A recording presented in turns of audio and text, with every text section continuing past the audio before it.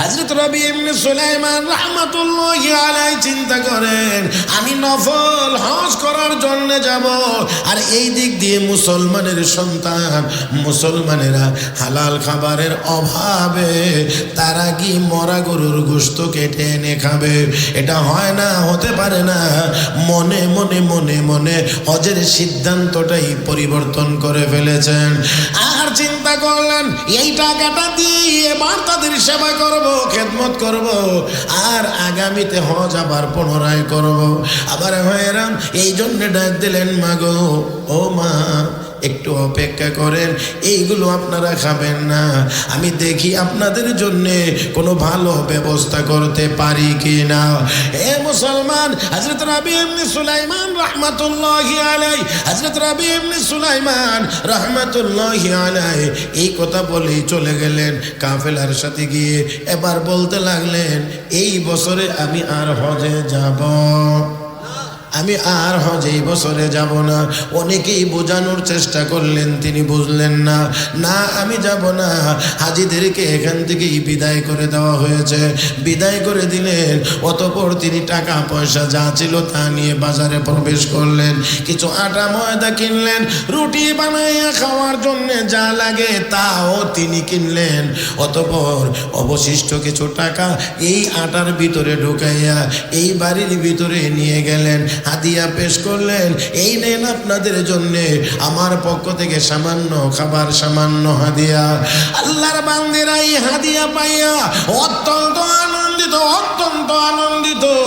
মা আমি মিলে এক একজন করে আল্লাহ রাব্বুল আলামিনের দরবারে দোয়া করতে আসেন, ও মালিক, যেই ব্যক্তি আমাদের পেটে খাবারের ব্যবস্থা করে দিলেন, যেই ব্যক্তি আমাদের পরনে আয় আল্লাহ কাপড়ের ব্যবস্থা করে দিলেন, মালিক তোমার দরবারে ফরিয়াদ জানাই, আল্লাহ দয়া করে তুমি এই ব্যক্তির সকল সমস্যার সমাধানের জিম্মাদার হয়ে যাও। আওয়াজ করে বলুন, সকল সমস্যার সমাধানের জিম্মাদার কে? হযরত রবি ইবনে সুলাইমান রাহমাতুল্লাহি আলাইহি এই দোয়া শুনলেন, আল্লাহ তোমার এই বান্দার সকল সমস্যার সমাধানের জিম্মাদার তুমি হয়ে যাও। মুহতারাম হাজিরিন, এইভাবে করে দোয়া করতে করতে সর্বশেষ ছোট্ট মেয়েটি দোয়া করে, আল্লাহ তোমার যে বান্দা আমাদের এই দুর্দিনে দুঃসময়ে আমাদের ক্ষুধার্ত পেটে খাবারের ব্যবস্থা করে দিলেন, আমাদের পরনে কাপড়ের ব্যবস্থা করে দিলেন, আল্লাহ তোমার কাছে ফরিয়াদ, কঠিন হাসরের ময়দান যেদিন কায়েম হবে, তোমার হাবিব আমাদের নানা জান রাহমাতুল লিল আলামিন ব্যতীত কোনো সুপারিশগার থাকবে না, কেউ সুপারিশ করবে না। আল্লাহ ওই কঠিন হাসরের দিনে মুসিবতের সময়ে তোমার এই বান্দাকে তোমার বন্ধুর শাফাআত নসিব করে দিও। হযরত রবি ইবনে সুলাইমান রাহমাতুল্লাহি আলাইহি দোয়া পাইলেন, চিন্তা করলেন, আমি কুফাতে অবস্থান করব, এখন বাড়িতে গিয়ে লাভ নাই। হাজী সাহেবরা যখন আবার ফিরে আসবে আমি তাদের সঙ্গী হয়ে বাড়িতে ফিরব। এই জন্যে কুফাতে অবস্থান করতে লাগলেন। হাজী সাহেবরা হজের জন্য চলে গিয়েছেন, হাজী সাহেবরা হজের জন্য চলে গিয়েছেন। মক্কা মদিনা ঘুরে হজের কার্যক্রম শেষ করে যখন পুনরায় তারা আবার কুফাতে আসলেন, হযরত রবি ইবনে সুলাইমান রাহমাতুল্লাহি আলাইহি তাদের সামনে গিয়ে হাজির হলেন, সালাম দিলেন, একজনের সাথে গিয়ে মুসাফা করলেন, সাথে দোয়া করলেন, আল্লাহ রাব্বুল আলামিন তোমার হজ কবুল করুক। সুবহানাল্লাহ। দোয়া করলেন, আল্লাহ তোমার হজ কবুল করুক। ওই হাজী সাহেব এবার বলতে আছেন, হে রবি, তুমি কি আমার সাথে ঠাট্টা করো নাকি? তুমিও তো আমার সাথে হজ করেছ, তুমিও তো আমার সাথে হজ করেছ, কোনো কিছুই বুঝে উঠতে পারেন নাই এটা কেমন কথা, আমি আবার কেমন করে হজ করলাম, আমি আবার কেমন করে হজ করলাম, আমি তো কুফাতে রয়ে গেলাম।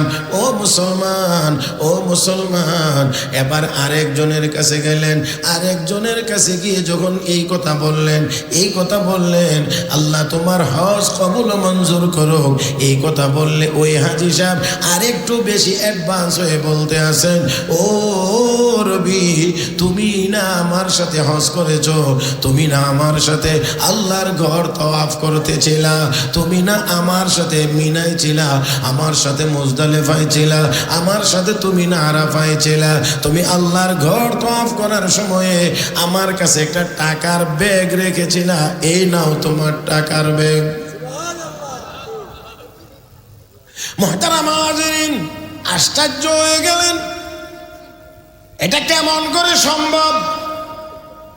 এই চিন্তা করতে করতে ঘুমিয়ে পড়লেন স্বপ্ন জগতে রাহমাতুল লিল আলামিন নবী মুহাম্মদুর রাসূলুল্লাহ সাল্লাল্লাহু আলাইহি ওয়াসাল্লামের দিদার নসিব হয়ে গেছে। নবী আমার ডাক দিয়ে কয়, হ্যাঁ নবী,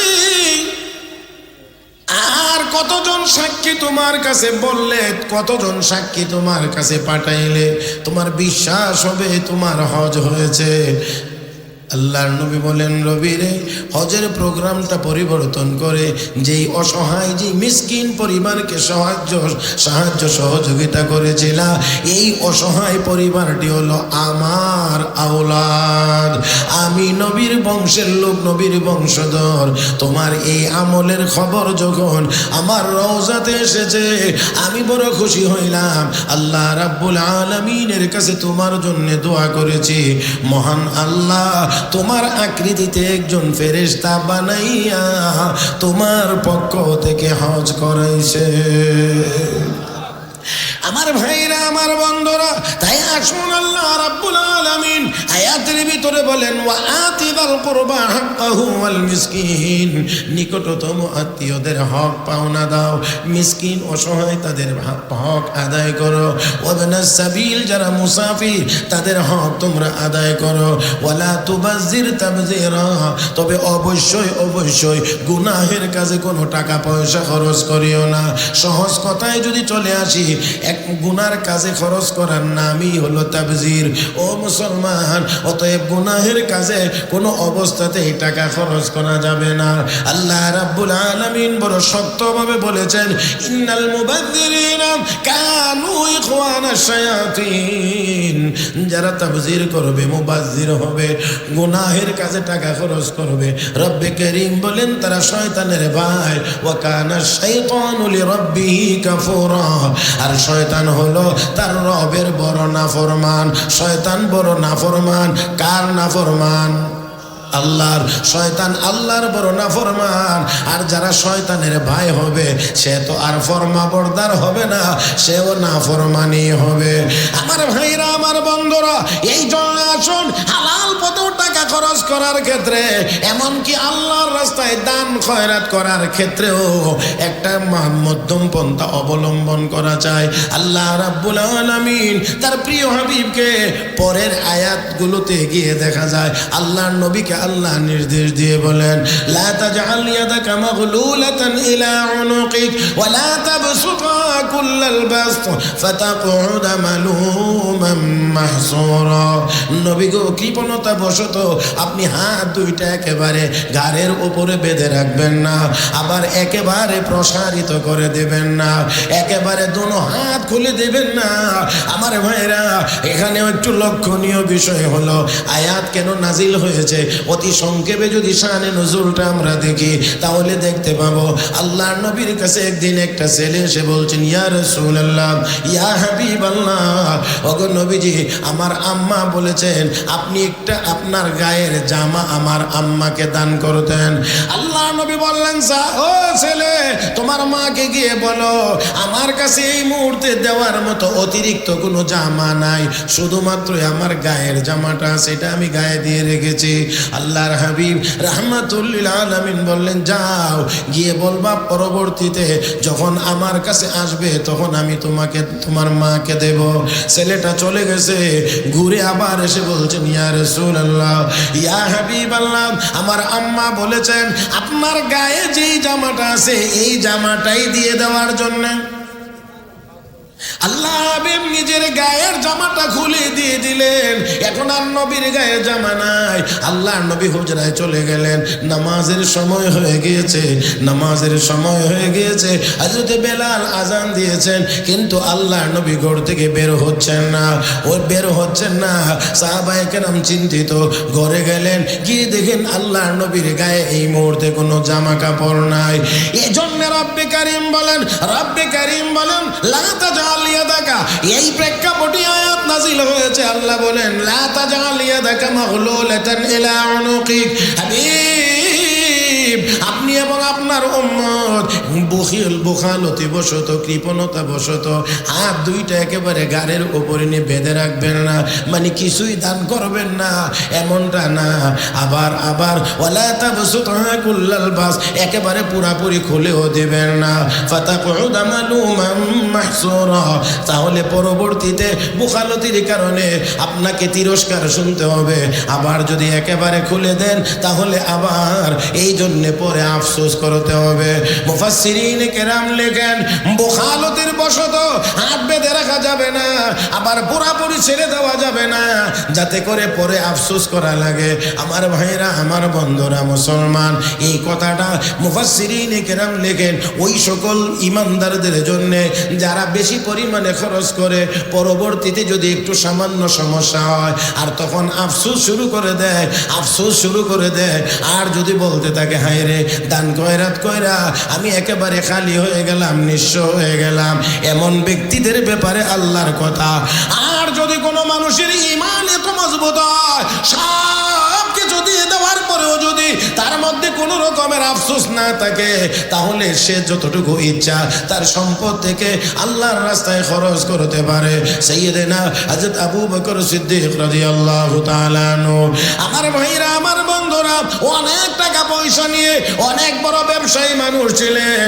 মুফাসসিরিন কেরাম লেখেন, হযরত আবু বকর সিদ্দিক যখন মুসলমান হয়েছিলেন, ওনার মক্কার বাজারে 6টা রেশমের দোকান ছিল। একে একে দ্বীনের জন্য সবগুলো তিনি কোরবানি দিয়ে ফেলেছেন, আল্লাহর রাস্তায় খরচ করে ফেলেছেন। আমার ভাইরা, শুধুমাত্র তা না, আমার নবী একদিন বলছেন, উম্মতেরা, সাহাবীরা শোনো, দুনিয়াতে 3টা জিনিস আমার কাছে প্রিয়। এক নাম্বার সুগন্ধি আতর খুশবু আমার কাছে প্রিয়। 2 নাম্বার হলো নেককার স্ত্রী আমার কাছে প্রিয়। 3 নাম্বার হলো ওয়াজুইলাত কুররাতু আইনি ফিস সালাত। আল্লাহর নবী বলেন, নামাজে আমার চক্ষু শীতল হয়, নামাজ আমার প্রিয়। সিদ্দিক আকবর রাদিয়াল্লাহু তাআলা দাঁড়াইলেন, দাঁড়িয়ে বলেন, ইয়া রাসূলুল্লাহ, ইয়া হাবিবাল্লাহ, আমার কাছেও 3 জিনিস প্রিয়। 1 নাম্বার হলো আন-নাযরু ইলা ওয়াজিক, ওগো আল্লাহর নবী, আপনার চেহারা মুবারক দেখা আমি আবু বকরের কাছে প্রিয়। আল্লাহু আকবার কোন, আরেকটু জোরে কোন, আরেকটু জোরে কোন। নবীর চেহারা আবু বকরের কাছে প্রিয়, নবীর চেহারা ওমরের কাছে প্রিয়, নবীর চেহারা সাহাবায়ে কেরামের কাছে প্রিয়। আমার বন্ধুরা, আবু জেহেল, আবু লাহাব, উতবা, সাইবাদের কাছে প্রিয় না। সেই জন্য বলছি, হক্কানি উলামায়ে কেরামের চেহারা সাধারণ ইমানদারদের কাছে প্রিয়। হক্কানি উলামায়ে কেরামের চেহারা নাস্তিকদের কাছে প্রিয় হয় না। সাহাবায়ে কেরামের কাছে নবীর চেহারা মুবারক প্রিয়, আবু জাহলের কাছে প্রিয় না। আমার ভাইরা, মনে রাখতে হবে, তাহলে নবীকে ভালোবাসা, নবীকে দেখতে পারা, নবীর চেহারা মুবারকের দিকে তাকিয়ে থাকা, এটা সাহাবায়ে কেরামের বৈশিষ্ট্য। হক্কানি উলামায়ে কেরামের চেহারার দিকে তাকিয়ে থাকা সাধারণ মুমিনের বৈশিষ্ট্য। নবীর চেহারা ভালো লাগে না, এটা আবু জাহল, আলেম উলামার চেহারা ভালো লাগে না, এটা নাস্তিক আর বেঈমান ছাড়া আর কেউ হতে পারে না।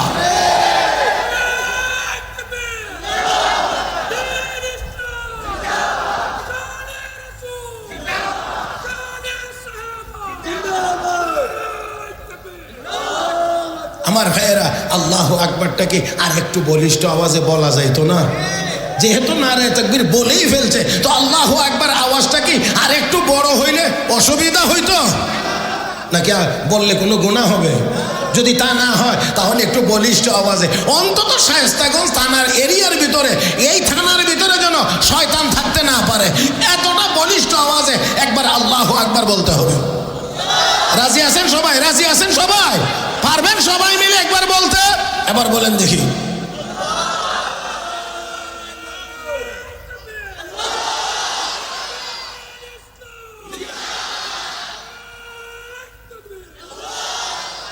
মাশাআল্লাহ মাশাআল্লাহ। এবার গিয়া এই শায়েস্তাগঞ্জের তাফসীর 80তম, হ্যাঁ, তার মানে 80 বছর যাবৎ এই তাফসীর চলতেছে। আপনারা 80 বছর তো আর সবাই একটানা শুনতে পারছেন না, কারণ এত হায়াতওয়ালা লোক কোথায়? হ্যাঁ, তাহলে তার মানে বলা যায় এমনও যে দাদায় শুনছিল, পরে বাপে শুনছে, এখন নাতিয়ে শুনতেছে। হ্যাঁ, তাহলে এত বড় ঐতিহ্যবাহী তাফসীর মাহফিলে এখানে যদি আল্লাহু আকবার বলার দরকারই হয়, তাহলে আস্তে কেন হবে? হযরত আবু বকর সিদ্দিক বলেন, আন-নাযরু ইলা ওয়াজিক, হাবিব আপনার চেহারা দেখে, নবী গো আপনার চেহারা দেখে আমি আবু বকরের কাছে প্রিয়। নাম্বার 2, ওয়াল ইনফাকু আলা আমরিক, নবী আপনার কথা মোতাবেক আমার সম্পদ খরচ করাটা আমি আবু বকরের কাছে প্রিয়। আল্লাহু আকবার। এই কথাটাই ছিল বলার কথা। হযরত আবু বকর বলেন, ওয়াল ইনফাকু আলা আমরিক, আপনার আপনার আপনার আপনার কথা মতে, হুকুম মোতাবেক আমার সম্পদ খরচ করা, এটা আমি আবু বকরের কাছে প্রিয়। নাম্বার 3, ওয়া বিনতি আলা ফিরাশি, আমার মেয়ে আয়েশা আপনার স্ত্রী হওয়া, এটা আমি আবু বকরের কাছে বড় প্রিয়। আল্লাহু আকবার আল্লাহু আকবার। দেখেন একদিন বাবা উসমান ইবনে আবু কুহাফা উসমান ইবনে আমির একদিন নবী আবু বকর সিদ্দিককে বলছেন, এ বাবা, মানুষ তো টাকা পয়সা খরচ করে এমন মানুষের পিছনে যার কাছ থেকে ভবিষ্যতে কিছু আশা করা যায়, তুমি এমন এক নিঃস্ব ব্যক্তির পিছনে টাকা খরচ করছো কেন? সিদ্দিক আকবর সহ্য করতে পারেন নাই, বাবার সাথে বাকবিতণ্ডায় জড়িয়ে পড়েছে। রাহমাতুল্লিল আলামিনের কাছে যখন গেছেন, নবী জানতে পেরেছেন, বুঝতে পেরেছেন, কি ব্যাপার, বাবার সাথে তর্ক বিতর্কে জড়িয়ে পড়েছো? ইয়া রাসূলুল্লাহ, ইয়া রাসূলুল্লাহ, আমার বাবা হতে পারেন অবশ্যই, তবে আমার নবীর বিরুদ্ধে বললে আমি এটা সহ্য করতে পারি না। ভাগ্য ভালো আজকে হাতের কাছে, নাগালের কাছে তরবারি ছিল না, যদি থাকতো তাহলে ঘটনা অন্যরকম হইতো, অন্যরকম হইতো। আরে এটা হইল মুসলমান, আর এটা হলো নবীর মহব্বত, এটার নাম ঈমান, এটার নাম ইসলাম। হযরত আবু বকর সিদ্দিক রাদিয়াল্লাহু তাআলা আনহুর ছেলে আব্দুর রহমান ইবনে আবু বকর, বদরের যুদ্ধে হযরত আবু বকর নবীর পক্ষে, আব্দুর রহমান নবীর বিপক্ষে। কথা বুঝেন নাই? হযরত আবু বকর নবীর পক্ষে মাঠে নেমেছেন বদরে, আর আবু বকরের ছেলে আব্দুর রহমান নবীর বিপক্ষে। পরবর্তীতে হযরত আব্দুর রহমান কালেমা পড়ে মুসলমান হয়ে গিয়েছিলেন। মুসলমান হওয়ার পরে একদিন বলছেন, আব্বা একটা কথা বলে কি, বদরের যুদ্ধে আপনি নামছিলেন নবীর পক্ষ হয়ে, আর আমি তখন কাফেরদের সাথে ছিলাম, তবে ওই বদরের যুদ্ধে আব্বা আপনি আমার তরবারির আওতার ভিতরে কয়েকবার এসেছিলেন, কিন্তু আমি আপনার উপরে চাইলেই তরবারি চালাইতে পারতাম, চালাই নাই, শুধুমাত্র আপনি আমার জন্মদাতা পিতা, শুধুমাত্র আপনি আমার আব্বা হন, আমার জন্মদাতা পিতা, এই কারণে আমি আপনার উপরে তরবারিটা চালাইতে পারি নাই। সিদ্দিক আকবর জবাব দিয়ে, আব্দুর রহমান, তুই আমাকে তরবারি আমার উপরে চালাস নাই, আমি তোর পিতা হই, সেই জন্যে আল্লাহর কসম করে বলছি, শোন, তুই যদি আমার তরবারির আওতায় আসতে আর আমি তোরে এমন সুযোগে পাইতাম, আল্লাহর কসম অন্য কারো উপরে তরবারি চালানোর আগে তোর উপরে তরবারি চালাইতাম, কারণ সেদিন তুই আমার নবীর বিরুদ্ধে ময়দানে নেমেছিলি। মুহতারাম হাজরিন, তাহলে বুঝতে হবে নবীর বিরুদ্ধে গেলে এটার ছেলে হইলেও এটা এই পরিবারের সদস্য থাকে না। কথা কন না কেন? আর একটু জোরে কন। এটা সব পরিবারের সদস্য থাকে না। আল্লাহ এবং আল্লাহর রাসূলের বিরুদ্ধে যদি চলে যায়, বাবা হতে পারে কিন্তু মুসলমানের পরিবারের সদস্য হতে পারে না। সাইয়্যিদানা হযরত নূহ আলাইহিস সালাতু ওয়াস সালাম ছেলেকে বলছিলেন, ইয়া বুনাইয়া রকাম মা'না ওয়া লা তাকুম মা'আল কাফিরিন, হে ছেলে কালেমা পড়ে স্টিমারে ওঠ, কাফেরদের সঙ্গী হইস না।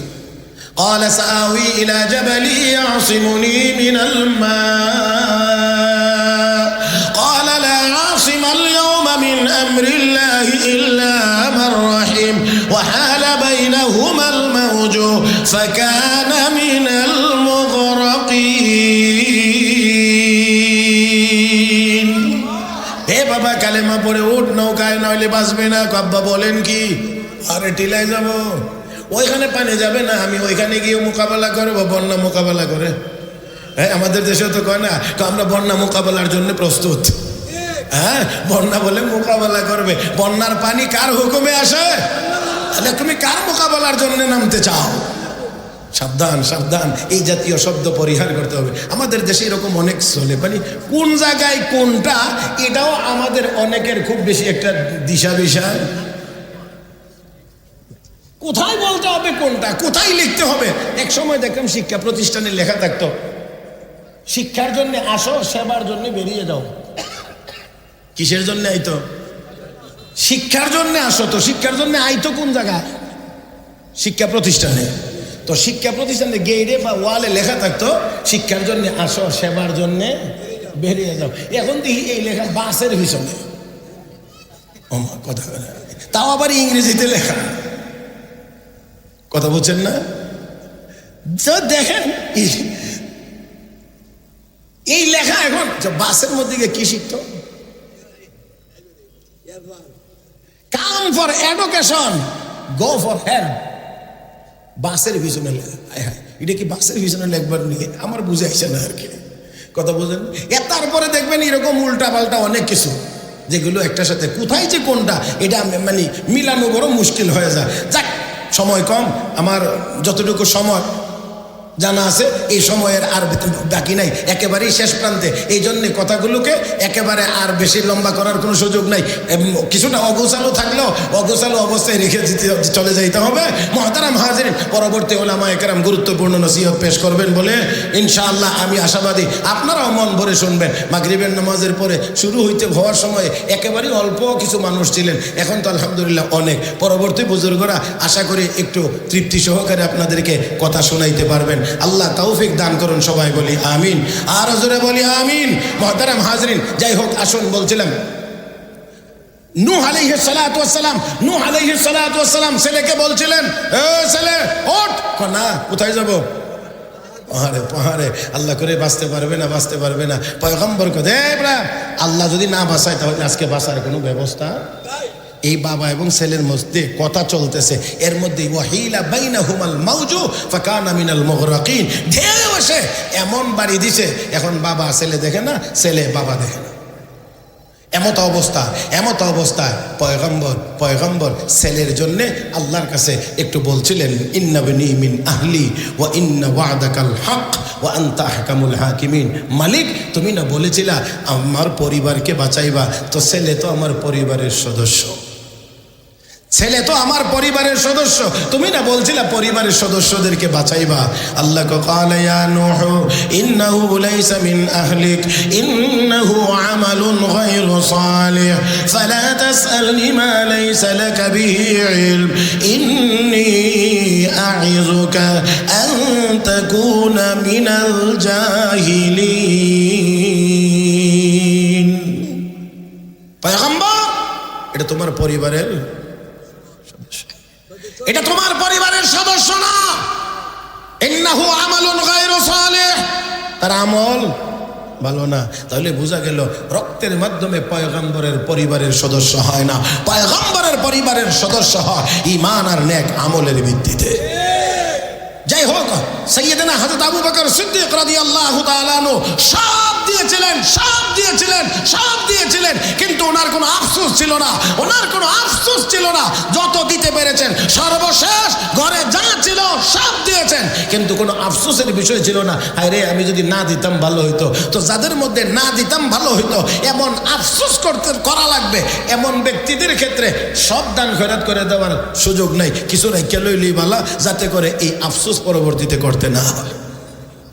কথা বুঝেন নাই? এই জন্য আল্লাহ রাব্বুল আলামিন বলেন, লা তাজআল ইয়াদাকা মাগলুলাতান ইলা উনুকিক ওয়া লা তাবসুতহা কুল্লাল বাসত ফাতাকউদা মালুমান মাহসুরা। হাবিব, আপনি একেবারে হাত বেঁধে রাখবেন না, আবার হাত একেবারে খুলেও দিবেন না, যাতে করে না দেওয়ার কারণে, হাত বেঁধে রাখার কারণে আপনাকে মালামতের শিকার হতে না হয়, আপনি তিরস্কারের সম্মুখীন না হন, আবার একেবারে ছেড়ে দেওয়ার কারণে যাতে পরবর্তীতে আফসোস করতে না হয়। এটা আসলে আল্লাহর নবীকে দিয়ে উম্মতকে উদ্দেশ্য, মানে উম্মতেরা মানে খরচ করার ক্ষেত্রে, দ্বীনি কাজে খরচ করার ক্ষেত্রেও তোমার সুন্দর একটা নিজাম এবং শৃঙ্খলার সাথে দেওয়া চাই। মুহতারাম হাজরিন, আসুন আলোচনার শেষ পর্বে, আবারও শেষ পর্যায়ে শেষ কথাই বলতে চাই, সেটা হলো রব্বে করিমের ঘোষণা হলো যে তোমরা কোনোভাবেই অপচয় করিও না।